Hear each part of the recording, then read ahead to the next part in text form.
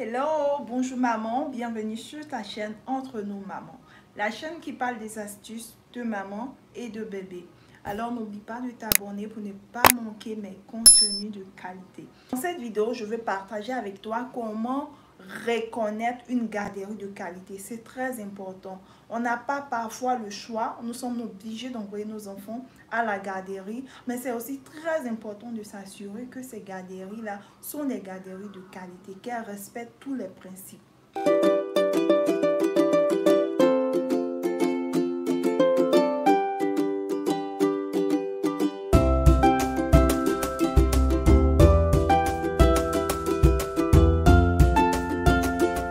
Avant de rentrer dans le vif du sujet, j'aimerais qu'on parle de comment est-ce que la première garderie est arrivée. Voilà. Faut dire qu'avant, les femmes s'occupaient du ménage et ce sont les hommes qui travaillaient. Donc, les femmes restaient à la maison pour s'occuper de leurs enfants. C'était comme ça avant. Dans les années de la Deuxième Guerre mondiale, ici aux États-Unis, les hommes sont allés faire la guerre. Donc, du coup, ils n'avaient personne pour s'occuper des business. Et ce sont les femmes qui ont commencé à prendre soin des business. Alors que ces femmes avaient des enfants à la maison. Il n'y avait personne pour s'occuper de ces enfants. C'est comme ça que le gouvernement va créer une garderie. Et ces garderies-là, c'était des garderies temporaires, le temps que les hommes finissent de faire la guerre et reviennent à la maison. Voilà. Et ces dames-là prenaient soin du business pendant que les hommes allaient à la guerre et les enfants étaient dans des garderies temporaires. Mais quand la guerre est finie, la Deuxième Guerre mondiale est finie et que les hommes vont revenir à la maison, ils vont revoir que les femmes, elles ont travaillé, les femmes battantes, elles ont travaillé, elles ont fait entrer de l'argent, tout est nickel. Donc les femmes ont dit, ça va mon chéri, moi aussi je peux travailler, hein. C'est comme ça. Donc je peux travailler, donc je ne peux pas seulement rester à la maison pour faire les enfants et puis m'occuper d'eux. Donc je peux travailler aussi, regarde comment le business a évolué. Donc c'est comme ça que la garderie qui était temporaire va devenir maintenant permanente. Voilà. Mais au fur et à mesure, on va commencer à ajuster les lois jusqu'à de nos jours. C'est vrai qu'on veut travailler, mais il ne faut pas emmener les enfants dans n'importe quelle garderie. Les enfants ont besoin de se sentir en sécurité. Ils ont besoin qu'on réponde à leurs besoins pour leur évolution. Voilà. J'ai pris note, donc vous allez me voir parfois bercer le regard pour regarder mes notes. Donc, ce qu'il faut savoir avant de décider d'envoyer ton enfant à la garderie, toi-même demande-toi, est-ce que ton travail que tu fais là, est-ce que c'est worth it? Est-ce que c'est vraiment nécessaire de laisser ton enfant à la garderie pour aller faire ce travail? Tu gagnes combien dans ce travail? Tu payes combien la garderie? Il faut faire les calculs. Si le gouvernement va t'aider, il faut faire les calculs. Tu comprends ma chérie? Il ne faut pas envoyer les enfants à la garderie sous l'effet de mode. Parce que ma copine envoie son enfant à la garderie. Donc moi aussi j'envoie mon enfant à la garderie. L'enfant, c'est seulement les parents qui peuvent prendre soin de leur enfant. Si tu envoies ton enfant à la garderie, c'est que vraiment tu dois le faire. Parce que moi, je ne recommande pas une maman d'emmener son enfant à la garderie et puis maintenant, elle est là.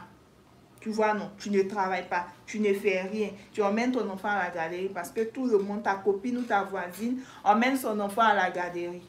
Non, ça c'est pas bon. Tu vois. Il faut chercher à savoir même, tu veux envoyer ton enfant dans quel genre de programme. Tu comprends? Parce qu'il y a différents types de programmes. Il y a des garderies, eux, ils vont seulement garder l'enfant, changer la couche et tout. Il y a des centres qu'on appelle Early Childhood.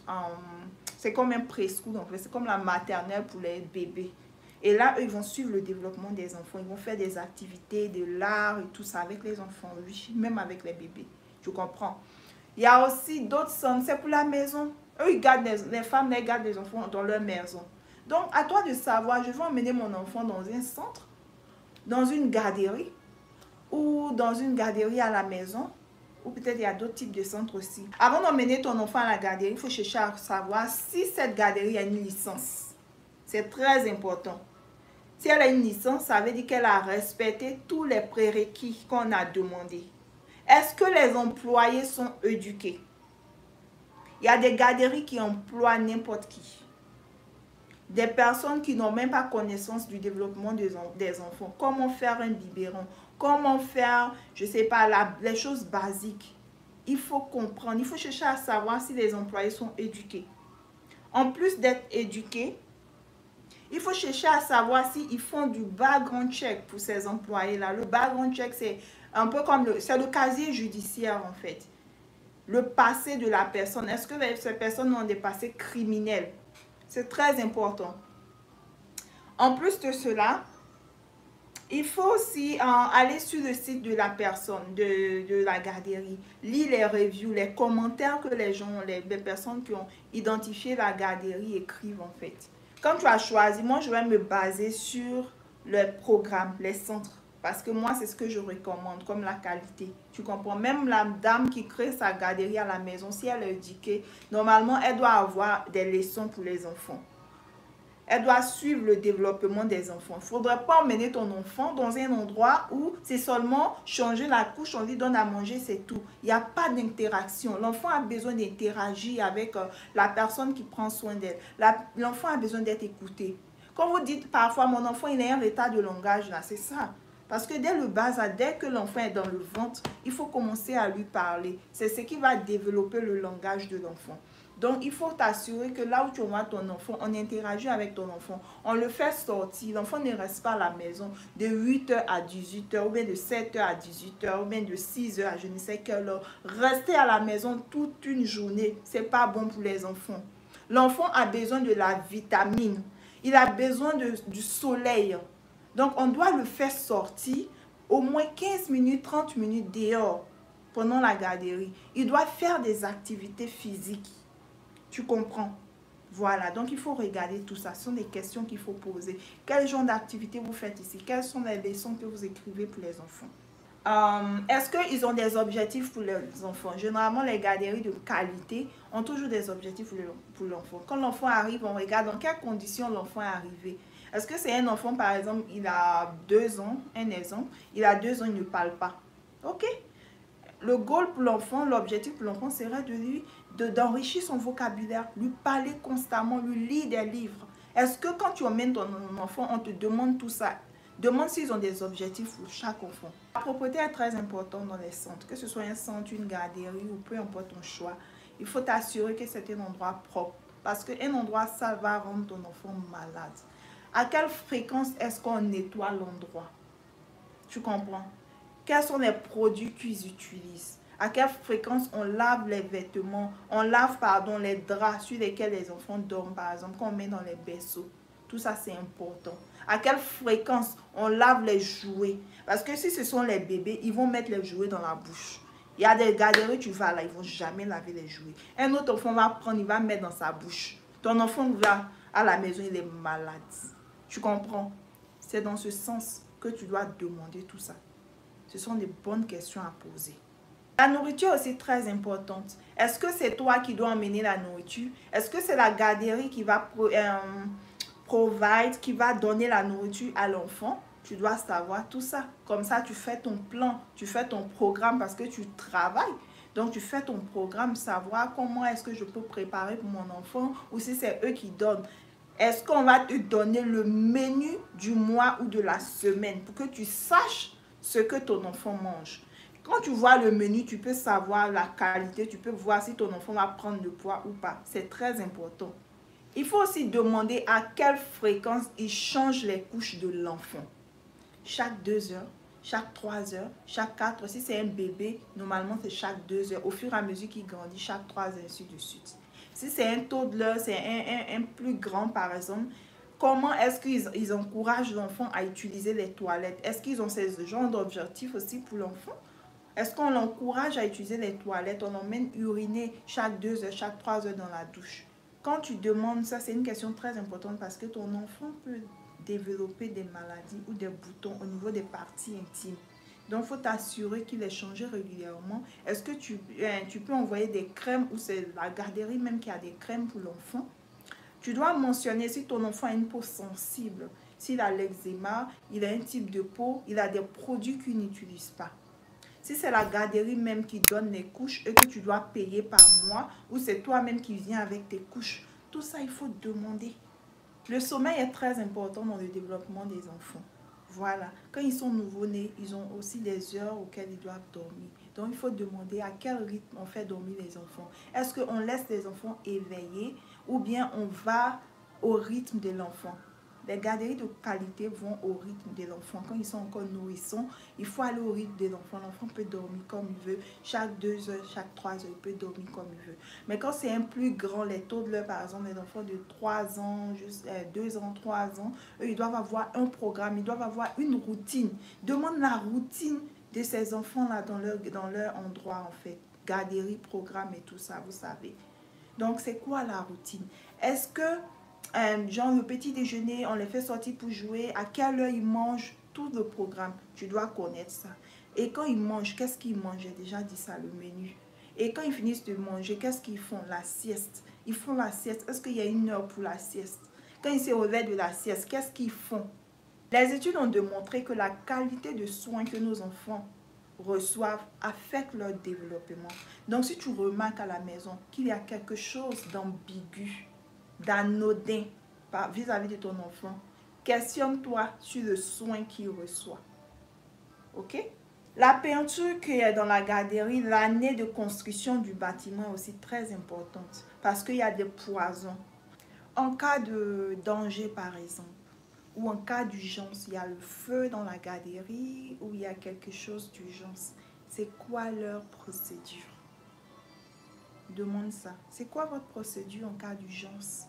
Est-ce que vous actualisez les procédures? Parce que certaines garderies n'actualisent pas, mais les garderies de qualité actualisent les procédures. Parce que quoi? Les enfants grandissent. Tu comprends? Tu as emmené ton enfant à 4 mois, maintenant il a 6 mois. Il s'assoit, il fait les 4 pattes. Tu comprends? Ou peut-être tu as emmené ton enfant à 6 mois, maintenant il a 1 an. Il ne fait plus les 4 pattes, il marche. Tu vois? Il y a une actualisation au niveau des enfants, tout comme au niveau des enseignantes. On peut changer d'enseignante ou l'enseignante peut avoir une situation nouvelle. Donc, c'est la raison pour laquelle les garderies de qualité actualisent les procédures d'urgence, en fait. S'il y a un tremblement de terre, s'il y a la pluie, s'il y a des tonnerres et tout ça, c'est quoi les procédures d'urgence? Tu dois savoir tout ça. Aussi, les garderies de qualité vont t'appeler lorsque ton enfant est malade. On ne laisse pas un enfant malade dans une garderie de peur qu'il ne rende d'autres enfants malades. S'il tousse, il a le rhume de façon pénible.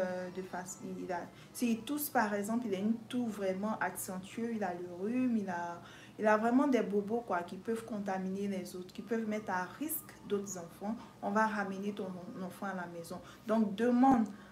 Dans quelles conditions on emmène ton enfant à la maison? Quels sont les signes ou les symptômes qu'ils observent pour amener ton enfant à la maison? Comme ça, si tu es à la maison, que tu observes ces symptômes, tu n'emmènes tout simplement pas ton enfant à l'école ou à la garderie.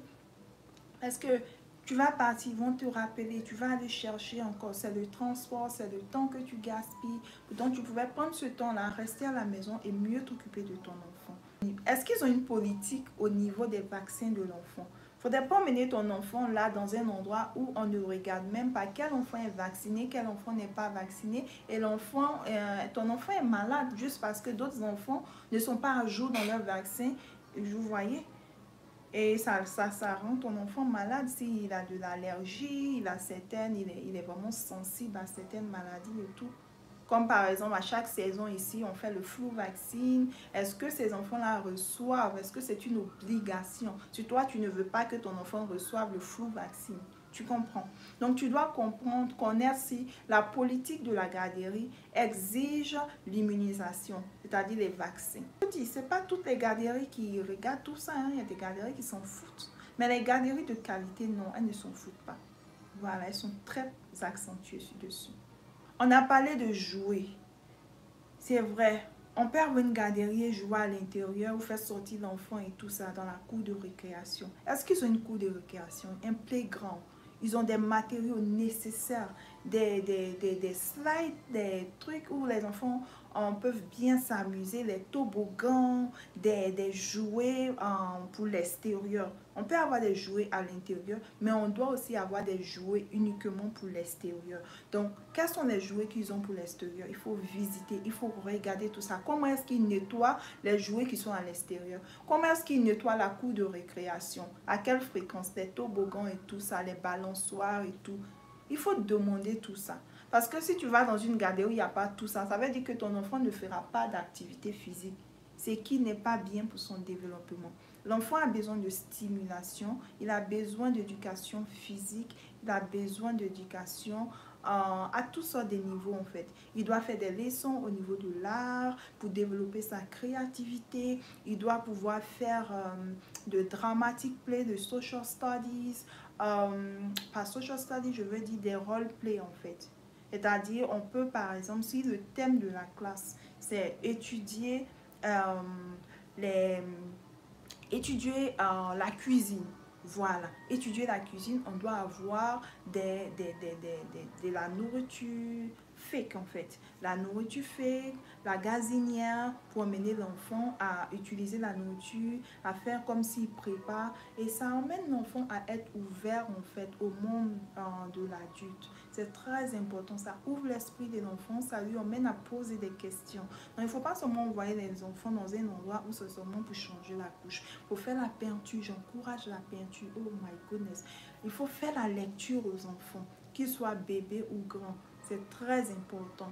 Ne dites pas parce qu'il est bébé, il n'a pas besoin de lecture. Non, non, non, non. C'est ce qui va enrichir son vocabulaire, il va commencer à parler. Il y a des livres appropriés pour les bébés. Donc, quand vous choisissez des garderies de qualité, il faudra que ces garderies soient en mesure de vous dire à quelle fréquence elles lisent à vos enfants. Il y a des chants. À quelle fréquence on chante? Il faut stimuler le développement, le cerveau de l'enfant. En gros, c'est un peu le résumé de ce que je voulais partager. Je t'ai donné assez d'informations, maman. Quand tu te décides d'emmener ton enfant à la garderie, qu'est-ce que tu dois savoir sur la garderie? Quel type de garderie d'abord? Qu'est-ce que tu dois savoir sur la garderie? Qu'est-ce que tu dois savoir? Les questions à poser pour détecter le red flag. Parce que dans l'interaction, en posant les questions, la manière de répondre de la personne, tu vas déjà savoir si c'est une garderie de qualité ou pas. Quand tu vas dans un premier temps, tu n'emmènes pas ton enfant. Tu visites de toi seul. Tu peux faire 2 visites. Tu retournes avec ton enfant. Tu laisses ton enfant jouer là comme ça. Et tu vois comment on interagit avec l'enfant. Tu regardes, tu observes comment on salue ton enfant. L'interaction avec l'enfant.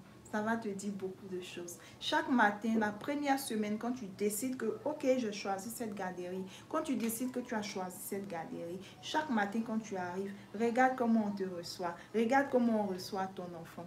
Ça te dira beaucoup de choses. Observe quand tu vas aussi la première fois sans ton enfant, observe comment les autres enfants sont traités. Tu comprends? Voilà, c'est très important. J'espère que ma vidéo vous a aidé. Elle ne vous a peut-être pas tout dit, mais elle vous a dit l'essentiel. Merci d'avoir regardé. N'oubliez surtout pas, prioriser les garderies de qualité pour le développement physique, psychologique, émotionnel de vos enfants. C'est très important. Surtout la sécurité, l'interaction, la stimulation. C'est ce qui va permettre à votre enfant de grandir en très bonne santé à tous les niveaux. Merci maman d'avoir écouté jusqu'à la fin. N'oublie pas de t'abonner pour ne pas manquer mes vidéos futures. On est ensemble, mon cher. Bye bye.